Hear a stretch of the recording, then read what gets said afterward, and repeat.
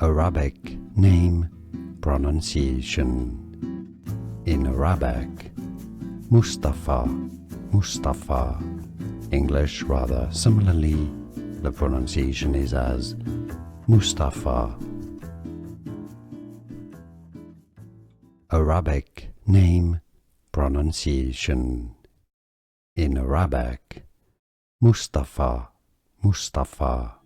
English, rather similarly, the pronunciation is as Mustafa.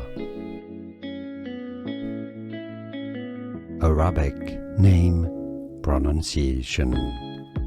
In Arabic, Mustafa, Mustafa. English, rather similarly, the pronunciation is as Mustafa.